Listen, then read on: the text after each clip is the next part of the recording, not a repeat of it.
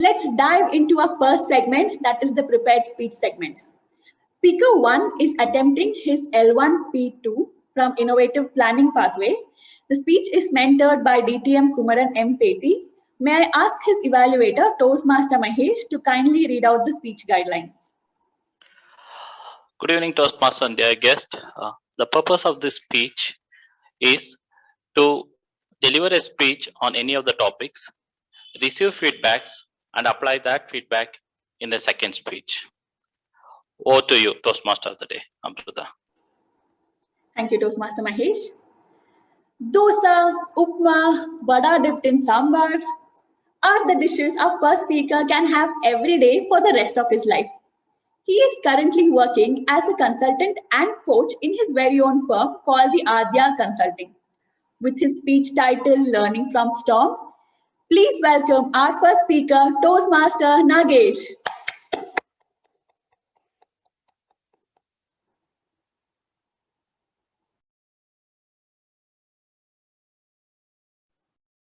An audio check, please. Good to go, sir.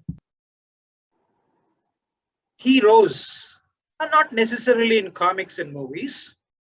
In our lives, as normal human beings, they cross our path, rise to the occasion, and leave a lasting memory. Good evening, Toastmasters and guests. My family was very fortunate to have had one experience of beautiful deeds of one such hero. Oh, did I say hero? In fact, they were heroes. In 1975, I was traveling to Bangalore with my mother and younger brother. The night in the train, I would remember it for a lifetime. Then, little did I realize that the journey taken 45 years ago would metamorphose into this Toastmaster speech. The Grand Trunk Express passes through a small town called as Guntur. As we approached Guntur, the clouds opened up. And the next 60 hours became horrendous.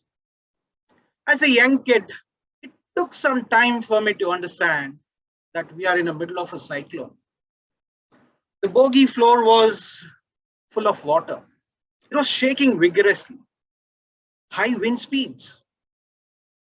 Everyone was scared. There was no power in the compartment. And I could hear elders talking. I could hear their voices.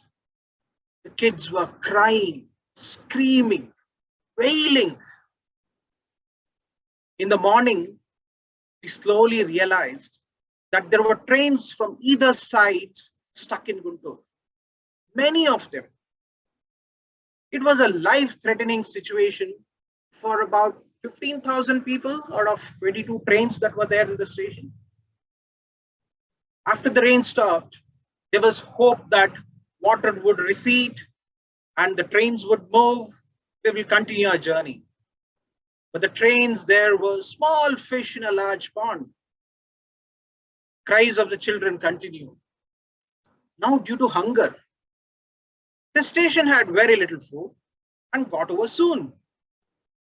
Elders went beyond the station to search food. Some could get some porridge. They came back. They were magnanimous to share it with others. That day, many people, especially the elders, slept hungrily. The next day was even more challenging. How would supplies in the shops around the railway station last for so many people? How will 15,000 people survive another day without food? Elders who had gone beyond the railway station came back and informed us that the food would arrive. It was then a miracle started unfolding.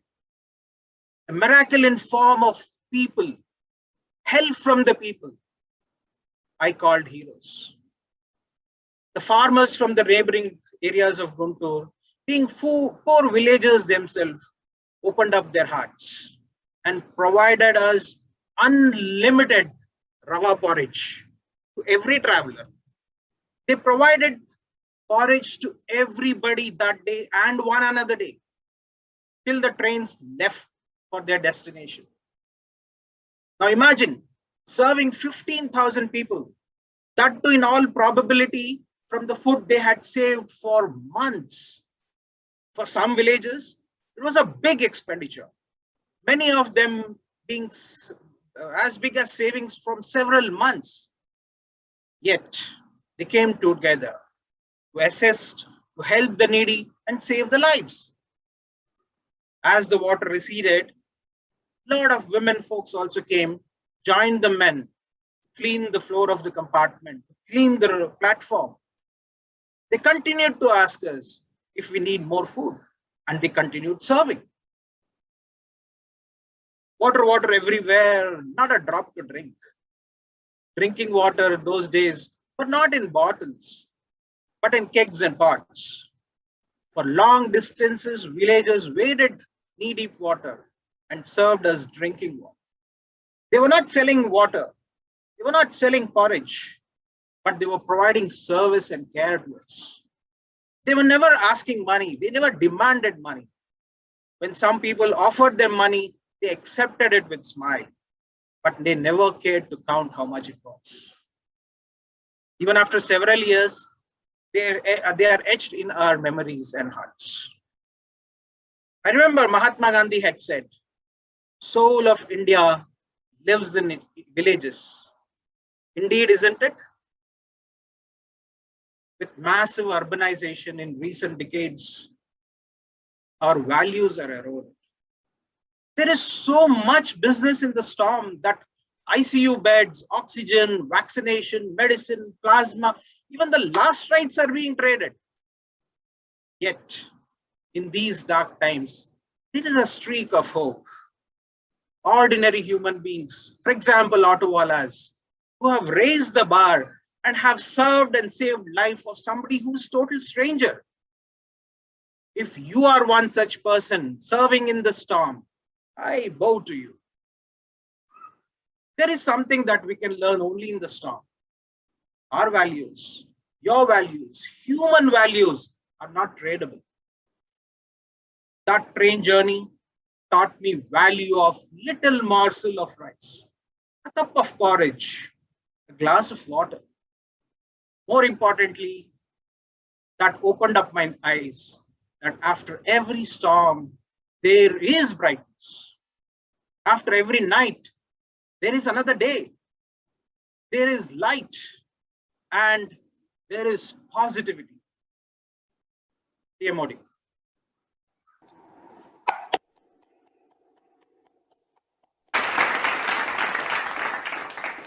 Thank you so much, Toastmaster Nagesh. Your speech reinforced the message that helping hands are better than praying lips. Thank you once again. With that, let's move on to speaker 2. Thank you, Toastmaster Amrita. Without any further ado, let me dive in right into the general evaluation session. We'll start off with the prepared speech evaluations. In evaluator 1, Toastmaster Mahesh, you may please begin your evaluation. Thank you, General Evaluator. Good evening, Toastmasters and dear guests. I'm now going to evaluate speech from Toastmaster Nagesh Ramamurthy. And this is going to be 1 to 4, meaning I'm going to summarize in one sentence. And there are 2 feedbacks and the 4 key things that Toastmaster Nagesh Ramamurthy excelled at. First one. The title, it was curious enough, learning from the storm, which kept us all hooked and curious throughout the session. Second, dressed.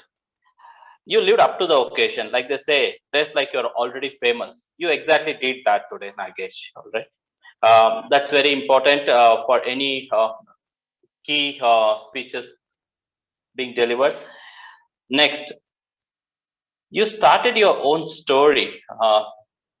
You had painted vivid pictures of the train, the rain, the 15,000 people in vain. You used excellent analogies like the small fish in a big pond to picturize the gravity of the situation that was there. Very well usage of words like the metamorphosis, horrendous, porridge, HD memory. Excellent. Very good job. And most importantly, your story or your speech had message for the audience. If I were to be part of the audience, yes, I am today. I would look for what is it in it for me. And you had something for me. You had two key messages. First messages like uh, how for 45 years back the situation was so grave that there was no good water to drink. It was rain everywhere but no water to drink. But today people have the privilege of bottled good water to drink. Second message, how farmers and people outside the station came and helped selflessly. But today, people are trading for the last ride, the oxygen, the plasma. I think these are wonderful messages. I think that emotionally touches all the audience. Okay, uh, I think this messages touch all the audience.